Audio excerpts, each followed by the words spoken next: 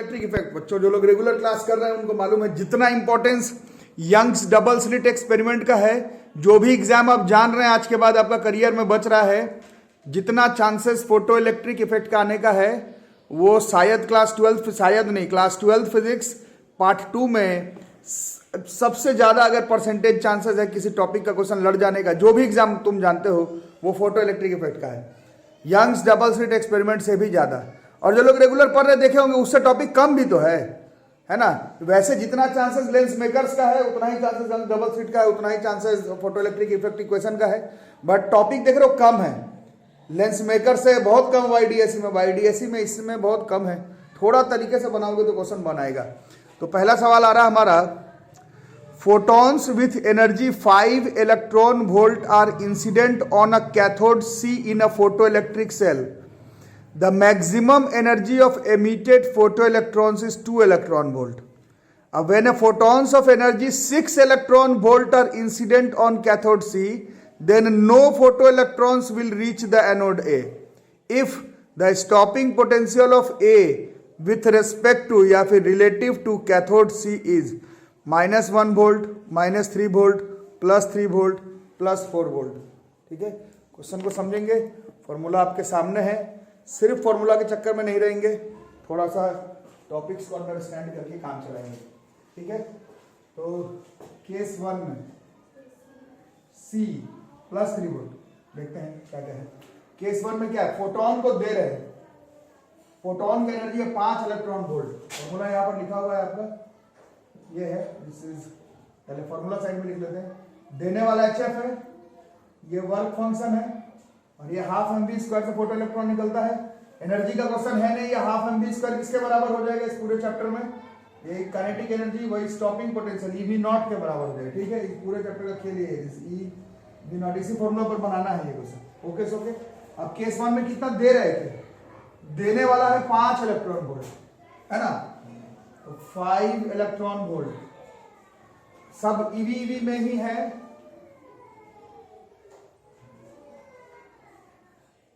Okay, EV में ही बनाना पड़ेगा। 5 electron volt, work function metal surface का मालूम नहीं, ये मालूम है स्टॉपिंग पोटेंशियल, ओ मतलब एनर्जी ही मालूम है, और अच्छी बात है, काइनेटिक एनर्जी ही मालूम था, maximum energy of emitted photo electrons, ये एनर्जी ही मालूम है। This is 2 electron volt case 1 में।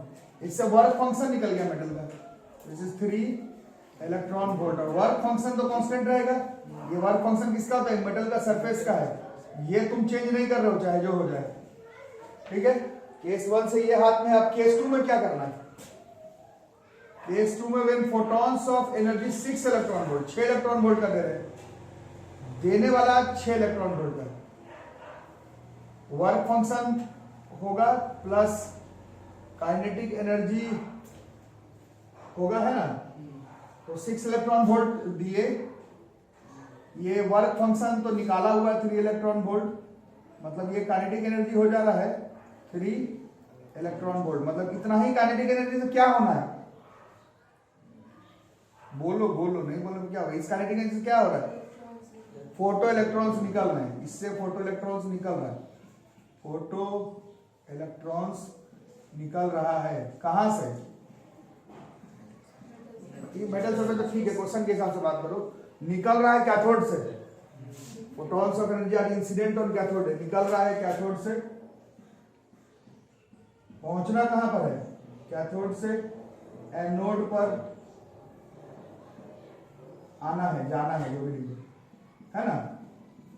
तो इससे निकल रहा है, बट क्वेश्चन में लिख रहा है कि नहीं निकल रहा है, क्वेश्चन में लिख रहा है कि नहीं निकल पा रहा है, no photo electrons will reach anode. ये जो लोग पहला क्लास पढ़े थे उनको मालूम है, निकल रहा है 3 से फिर भी नहीं निकल रहा है, इसका मतलब क्या हो गया, मतलब हमारा हमने वहां से क्या दे दिया है, वहां से हमने इतना स्टॉपिंग पोटेंशियल दिया है जो कि इस काइनेटिक एनर्जी है इस इलेक्ट्रॉन के पास, फिर भी वो निकल नहीं पा रहा है, तो हमने वहां पर दिया है, कहां पर दिया है हमने, वहां पर कहां पर देना पड़ेगा, एनोड पर देना पड़ेगा, है ना। तो कितना देना पड़ेगा, तो कैथोड पर से 3 इलेक्ट्रॉन वोल्ट से निकल रहा है, 3 इलेक्ट्रॉन वोल्ट से निकल रहा है, तो वहां से कितना दोगे, एनोड पर कितना दोगे, stopping potential of anode with respect to cathode देना, कितना देना पड़ेगा, 3 से निकल रहा है, 3 तुमको चाहिए, तुम चाहते हो कि नहीं पहुंचे, तो कितना देना पड़ेगा, 3 का दोगे, वो 3 का भी दोगे और वो 3 का दोगे तो अब तो और उधर भाग जाएगा, है ना, वो -3 इलेक्ट्रॉन वोल्ट का देना पड़ेगा। ठीक, आगे बात समझ में। देयरफॉर स्टॉपिंग पोटेंशियल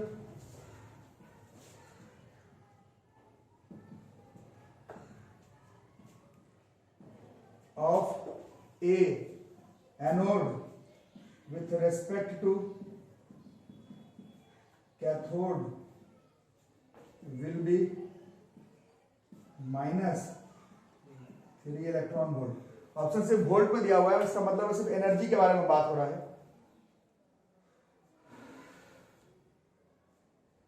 हाँ ठीक है, इलेक्ट्रॉन वोल्ट है मतलब ऑप्शन, लेकिन वोल्ट के फॉर्म में दिया हुआ है, इसका मतलब क्या हुआ, इलेक्ट्रॉन ही को ना कर रहे थे।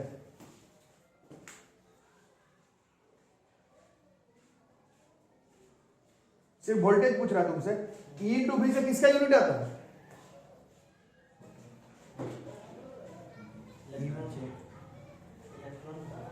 किसका यूनिट है,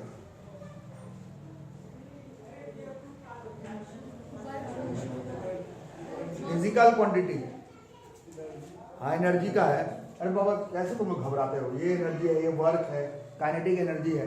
इलेक्ट्रॉन वोल्ट एनर्जी का यूनिट है, तुमसे एनर्जी नहीं पूछा है। एनर्जी पूछता तो आंसर 3 इलेक्ट्रॉन वोल्ट ही आंसर हो जाता, प्लस माइनस का दिक्कत नहीं। एनर्जी जो स्केलर वाली बात है, एनर्जी का क्वेश्चन पूछता तो 3 इलेक्ट्रॉन वोल्ट आंसर हो जाता, बट तुमको वोल्टेज का बात करा, वोल्टेज कितना लगा रहे हो वहां पर, तो वोल्टेज तुमको कितना लगाना, तो वोल्टेज वहां पर -3 इलेक्ट्रॉन वोल्ट का लगाना पड़ेगा। ये माइनस वाला कॉन्सेप्ट जो लोग पहला क्लास किए थे उन लोगों को समझ में आ रहा होगा, first class laws of photo electric emission का किए, इलेक्ट्रॉन बाहर निकल रहा है, उधर वाले पर अगर प्लस दे दोगे, किधर वाले पर अच्छे से एक बार रिकॉल कर लो, नहीं तो मेरा पहला वाला लेक्चर 1 पढ़ लो। निकल रहा है कैथोड से, पहुंच कहां पर है, एनोड से। कैथोड से क्या निकल रहा है, इलेक्ट्रॉन निकल रहा है। इलेक्ट्रॉन को होता है निगेटिव चार्ज, उधर वाले को पॉजिटिव दोगे तो और तेजी से खिंचा जाएगा, तो हो गया, बात खत्म। यहां पर कहानी थोड़ी था, तुमको उल्टा किया लेनार्ड हर्ट्ज एक्सपेरिमेंट, निकल तो रहा उधर तो पहुंच जाएगा, पर उसमें कोई लॉस वॉस नहीं बनता, उसको ढकेलने वाला बात है। तो इलेक्ट्रॉन निकल रहा है, तुम चाह रहे हो उसको ढकेला जाए, तो तुमको किसी भी कीमत पर वहां पर जो वोल्टेज देना पड़ेगा एनोड पर, वो कैथोड के रिस्पेक्ट में निगेटिव देना पड़ेगा। यही चैप्टर का समरी है। एनर्जी पूछता तो तुम 3 इलेक्ट्रॉन वोल्ट बोल के तुम्हारा काम चल जाता, भाई 3 इलेक्ट्रॉन वोल्ट की एनर्जी तुम वहां कैथोड से भी दे दो, कैथोड से नहीं एनोड से भी दे दो, तो इलेक्ट्रॉन बाहर नहीं निकल पाएगा। बट तुमसे वोल्टेज पूछ रहा, वोल्टेज कितना दोगे, इलेक्ट्रॉन है, निगेटिव को वापस रिपेल करवा देना, पॉजिटिव दोगे तो खिंचा जाएगा, निगेटिव दोगे तो वो वापस नहीं निकल पाएगा, है ना। तो सिर्फ वोल्टेज के बारे, ये तो एनर्जी का यूनिट है, वोल्टेज केवल पूछ रहा है। स्टॉपिंग पोटेंशियल, ये तो एनर्जी हो गया, पोटेंशियल मतलब वोल्टेज, ये एनर्जी का यूनिट है, सिर्फ वोल्टेज। स्टॉपिंग वोल्टेज जो है, वोल्टेज विल बी -3 वोल्ट, ठीक है, दिस विल बी -3 वोल्ट। तो दिस इज पीएमटी 15 का क्वेश्चन है, और ऐसा ही छोटा छोटा क्वेश्चन है इस चैप्टर में, थोड़ा ध्यान से नहीं बनाओगे तो गड़बड़ हो जाएगा इस चैप्टर का सारा क्वेश्चन, ठीक है। +3 इलेक्ट्रॉन वोल्ट या फिर +3 वोल्ट नहीं होगा, नहीं पढ़े हैं तो लेक्चर 1 पढ़ लो, समझ में आ जाएगा। +3 वोल्ट नहीं हो पाएगा। क्वेश्चन नंबर 2, ये पिछले साल बोर्ड्स के एग्जाम में भी आया है क्वेश्चन, सीबीएसई का सैंपल पेपर में भी यही क्वेश्चन है। When the light of frequency 2f0, where f0 is threshold frequency, is incident on a metal plate, the maximum velocity of electrons emitted is v1. आगे, when the frequency of the incident radiation is increased to 5f0, then the maximum velocity of emitted electrons becomes v2. Then the ratio of v1 by v2 is 4:1, 1:4, 1:2, 2:1। हो जाएगा क्या, सी ये सब घर से याद भी करके जाना, छोड़ करके मत चले जाना। केस 1, लाइट ऑफ फ्रीक्वेंसी दे रहे हैं, लाइट का फ्रीक्वेंसी देने वाला HF होता है ना, बट देने वाला ही HF0 जा रहा है, HF0 नहीं, H of 2f0, समझ में आ रहा है सबको। देने वाला फोटोन का HF होता है, F इज 2f0, क्वेश्चन में दिया, मेरा स्टेटमेंट नहीं है। Is equal to work function, work function तो खुद HF0 होता है, F0 इज थ्रेशोल्ड फ्रीक्वेंसी होता है ना, ये वर्क फंक्शन ही तो HF0 है। और सो प्रूफिंग भी करवाया उसका, एक बार देख लेता हूँ। प्लस जो बचा वही काइनेटिक एनर्जी है, दिस हाफ m, इसका नाम v1 का स्क्वायर दिया हुआ, ठीक है। तो इससे हमारा हाफ एम V1 का स्क्वायर बराबर कितना गया 2 HF0 में से एक HF0 गया,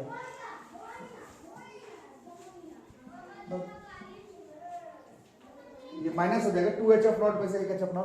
या फिर आप ऐसे भी बस कर सकते हो, वर्क फंक्शन फिक्स रहेगा दोनों केस का, वो भी रख के बना सकते हो, उससे भी आंसर सेम रहेगा।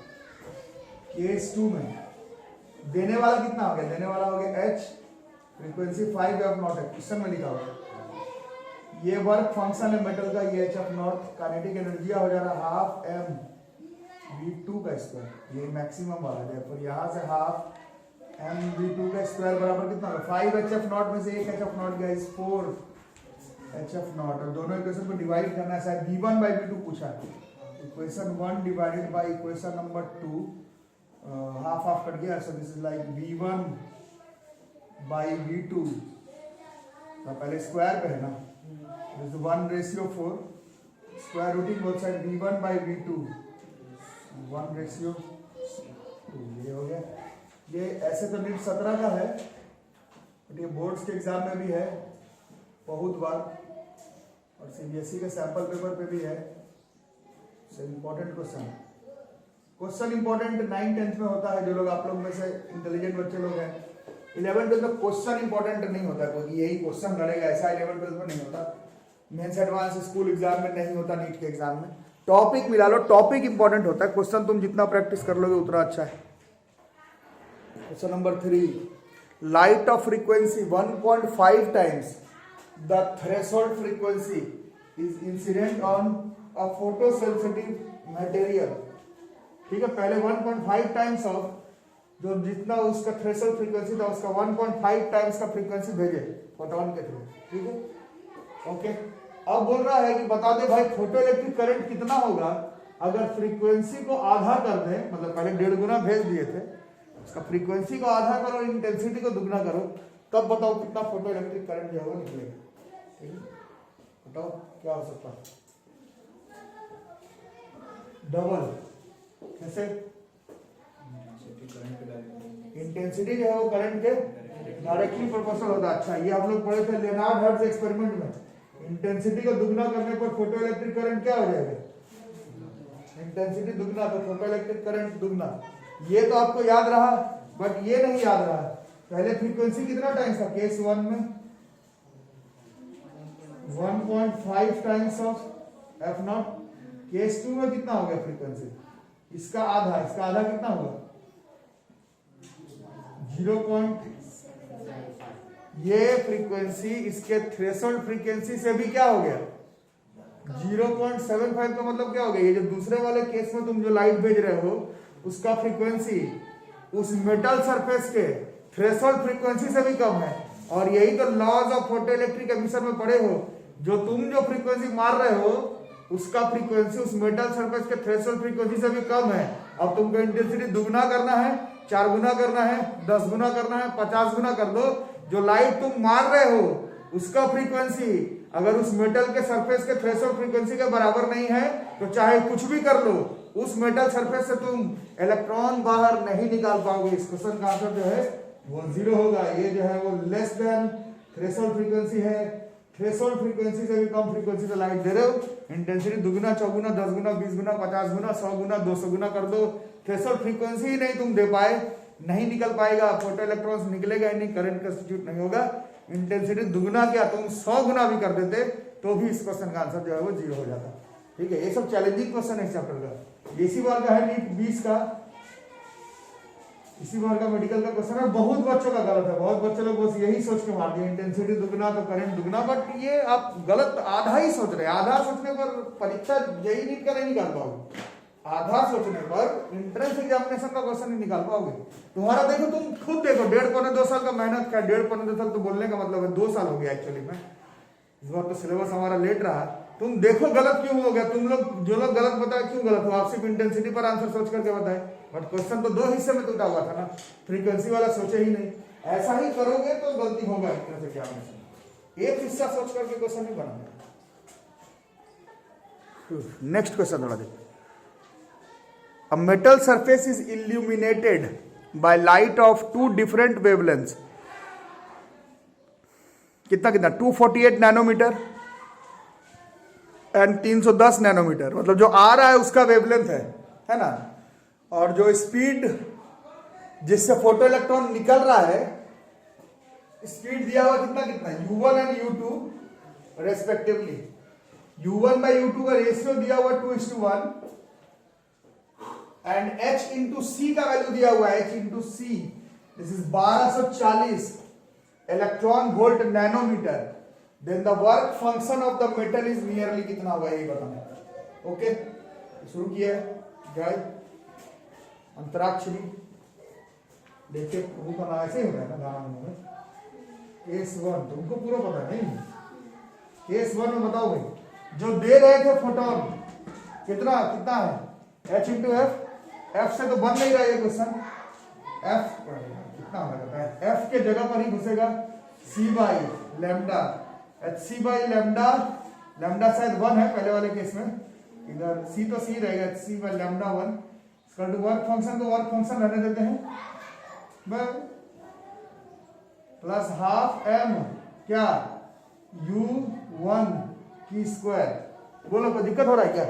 एच सी का वैल्यू दिया हुआ था देखो 1240 इलेक्ट्रॉन वोल्ट नैनोमीटर, और ये लैम्डा 1 ये दिया हुआ है 248, और ये नैनोमीटर में ही है, नैनोमीटर कट जाता ये 5 हो जाता, 5 बार में एग्जैक्ट करता है ये 5 electron volt work function plus half M u1 की square, this is equation number 1। बोलो कोई दिक्कत? केस 2 में कुछ बताओ। केस 2 में H C by lambda 2 work function same रह जाएगा, हाफ एम u2 की स्क्वायर, ये एच सी दिया हुआ था 1240 इलेक्ट्रॉन वोल्ट नैनोमीटर, और लैम्डा 2 है भैया 310 नैनोमीटर, नैनोमीटर नैनोमीटर ये 4 बार में करता है, 4 electron volt plus half M u2 का स्क्वायर। चलेगा? दोनों को डिवाइड कर दो, चलो करो, दोनों को डिवाइड करो तो कितना हो गया, 5 ईबी में 4 ईबी क्या था, कितना हो जाए 5/4, और W plus half M u1 का square by W plus half M u2 का स्क्वायर, है ना। ओके, अब 5/4 एलसीएम निकालना तो निकाल सकते हो, 5/4 बराबर 2W प्लस एम u1 का स्क्वायर बाई 2/2 काट लेते हैं, नीचे वाले में भी आएगा तो ये भी हो जाएगा 2W प्लस एम u2 का स्क्वायर। ओके, तो what we need is a bit of cross multiplication. हमें वर्क फंक्शन निकालना है ना। ओके, तो वर्क फंक्शन कितना होगा, 10W प्लस 5m u2 का square 8W plus 4m u1 का स्क्वायर 2W। भाई इतना तो हल्ला हो रहा है, 2W बराबर कितना हो गया है, माइनस में आने लगा, कुछ गलती हो रहा है। हाँ काटते हैं, इतना हल्ला मुश्किल। ठीक है, थोड़ा बनाने का तरीका थोड़ा सुधार लेते हैं हम लोग। दोनों तरफ से हम लोग इसका हाफ एम यू, ऐसे हाफ एम u1 का स्क्वायर बराबर कितना लिख लेंगे, हाफ एम u1 का स्क्वायर बराबर 5 माइनस W, यूनिट का इलेक्ट्रॉन वोल्ट में ही छोड़ देते हैं क्योंकि आंसर इलेक्ट्रॉन वोल्ट में ही आने वाला है ना, बस। तो इक्वेशन ए, और इसका हाफ एम u2 का स्क्वायर, ये कितना हो जाएगा 4 माइनस W, हो रहा है ना। अब दोनों को डिवाइड कर देते हैं, equation A divided by equation B, half of cut जाएगा, एम कट जाएगा, जैसे u1 बाई u2 का होल स्क्वायर बराबर 5 minus W by 4 minus W। चलेगा? अब u1 बाई u2 का कहीं वैल्यू दिया होता, 2 था, 2 का square, this is 4, this is 5 minus W by 4 minus W। What we need is bit of cross multiplication, 16 minus 4W, 5 minus अब इतना हल्ला में मुश्किल है मैंने बनाना। कितना हो गया? 3W हो गया। 3W बराबर 11, therefore W बराबर 11/3, 3.66, 3.67 इलेक्ट्रॉन वोल्ट। 3.67 से कोई मिलता जुलता लग नहीं रहा है। 3.7 वैसे 3.67 नहीं, हाँ 3.67 ठीक है, 3.7 इलेक्ट्रॉन वोल्ट। चलो इस चैप्टर का चैंपियन क्वेश्चन है, repeated question. Photo electric effect है और ग्राफ प्लॉट करना है। फोटोन का इंसिडेंट वेवलेंथ है लैम्डा, स्टॉपिंग पोटेंशियल है वी नॉट। वी नॉट का ग्राफ बनाना है लैम्डा के साथ एंड 1/λ के साथ, ठीक है। इसमें तो पहचानना है, आप लोग में से कुछ लोग इंटेलिजेंट बच्चे लोग समझ रहे होंगे, पहचानोगे तो तुम इस क्वेश्चन में बोर्ड्स के एग्जाम में यही चीज जो भी इसका आंसर आने वाला है वो तुमसे बनाने के लिए भी बोला जाएगा, है ना। इसमें तो पहचानना है, पहचानते पहचानते बनाना भी सीख लेंगे। वी नॉट के बारे में कुछ बताना है। और ये तो वो मिलिकन वाला ऑयल ड्रॉप एक्सपेरिमेंट किए थे परसों, उससे भी कुछ कुछ बातें पता चलेगी। बट मिलिकन वाला जो था वो वी नॉट और एफ के बीच में था लगता है, नहीं इसमें वी नॉट और लैम्डा के बीच में बनाना है। तो ठीक है, कर लेते, कोई नहीं, कौन ही दिक्कत है, हो जाएगा। यही फॉर्मूला हमारे पास है ना, यही फॉर्मूला है। तो फ्रीक्वेंसी जिसको भेज रहे हैं वो hc/λ के फॉर्म में, hc/λ, okay, is equal to, हाँ बताओ, hc/λ बराबर ये वर्क फंक्शन है प्लस वर्क फंक्शन है plus this is kinetic energy, this is EV not, यही होता है ना, ठीक है। हमें वी नॉट और लैम्डा के बीच में चाहिए, तो इसको थोड़ा इधर उधर कर लो। तो EV naught is equal to कितना हो गया? EV naught is equal to hc/λ minus work function constant है ना। तो चलो अब ग्राफ प्लॉट करते हैं भैया, आप ही लोग बता सकते हैं कैसे हो जाएगा।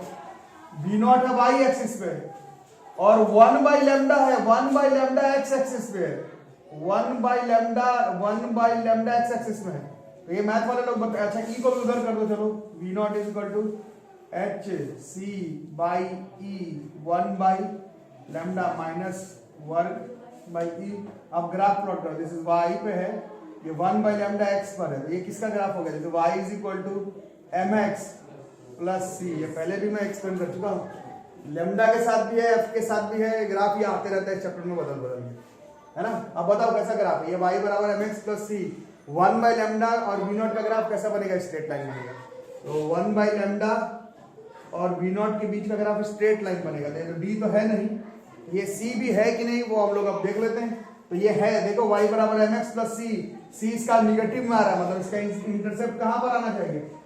निगेटिव इंटरसेप्ट, तो नीचे की तरफ आना चाहिए। तो बहुत अच्छी बात है, ये ग्राफ स्ट्रेट लाइन है, निगेटिव इंटरसेप्ट है, बात बन रहा है, सी जो है इसका सही आंसर है, ठीक है। बट अभी लैम्डा के साथ भी बनाना है, तो अब तुम्हारी बारी है। अब फिर मैथ वाला ही कॉन्सेप्ट है, वी नॉट और लैम्डा के बीच में है, ये 1/λ के साथ तो स्ट्रेट लाइन आ गया, लैम्डा के साथ तो पावर -1 हो गया। ये किसी भी कीमत पर स्ट्रेट लाइन नहीं होगा, ये 9th क्लास से समझाया जा रहा है। y बराबर x स्ट्रेट लाइन होता है, y बराबर 1/x स्ट्रेट लाइन नहीं होता है, कि उसको नीचे कर देते तो सही हो गया, गलत, x का पावर -1 हो गया, और कभी स्ट्रेट लाइन नहीं होगा।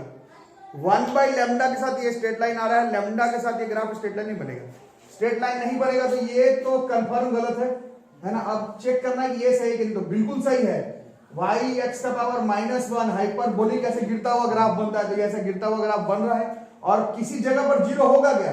तो ये हो सकता है लैम्डा का वैल्यू अगर किसके बराबर हो जाए, कुछ हो जाए, मतलब हम लोग कॉन्सेप्ट के हिसाब से बात करते हैं, लैम्डा का वैल्यू इस ग्राफ का क्या मतलब है? स्टॉपिंग पोटेंशियल है एक खास वेवलेंथ, हाँ इसका मतलब क्या हो गया? एक खास wavelength, threshold wavelength, threshold frequency नहीं है ना, ये थ्रेशोल्ड वेवलेंथ है ना। This is the point, this is threshold wavelength. Threshold wavelength frequency बराबर क्या था? फ्रीक्वेंसी बराबर क्या था? c/λ होता ना, ठीक है। तो थ्रेशोल्ड फ्रीक्वेंसी से ज्यादा होना चाहिए, तो थ्रेशोल्ड वेवलेंथ से क्या होना चाहिए? कम होना चाहिए। यूनिवर्सिटी पर तो कम में ही काम चलेगा, ये ग्राफ है, स्ट्रेट लाइन होगा, ये सही हो जाएगा, ये ग्राफ जो है वो सही हो जाएगा। V नॉट और लैम्डा के बीच में ये ग्राफ बनेगा और V नॉट और 1 बाय लैम्डा के बीच में ये ग्राफ बनेगा। ठीक है, इसमें ढेर सारा ग्राफ है पहचानने के लिए। हम लोग अगले क्लास में कुछ और क्वेश्चंस फोटोइलेक्ट्रिक इफेक्ट का न्यूमेरिकल करते हुए फिर हम लोग dual nature of matter and radiation में डुअल नेचर की तरफ चलेंगे। तो आप लोग का एक होमवर्क रहेगा बच्चों, केमिस्ट्री में आप लोग क्लास 11th में डी ब्रोगली वेवलेंथ जहां भी जैसे भी पढ़े थे उसको बस पढ़ के आना, लिख के आने का जरूरत नहीं है, क्योंकि वहां तक मैं लिखवाऊंगा। उसके अगला वाला जो चैप्टर आने वाला है उसको मैं नहीं लिखवाऊंगा। रदरफोर्ड का मॉडल, नील बोर का मॉडल, जे थॉमसन का एटॉमिक मॉडल, ये सब मैं नहीं लिखवाने वाला। तो अब अपना अपना केमिस्ट्री का कॉपी अभी भी नहीं है 11th वाला, फेंके वो कहीं इधर उधर कूड़ा कचरा में, उसको निकाल लो, क्योंकि उसका अब हमें काम पड़ने वाला है।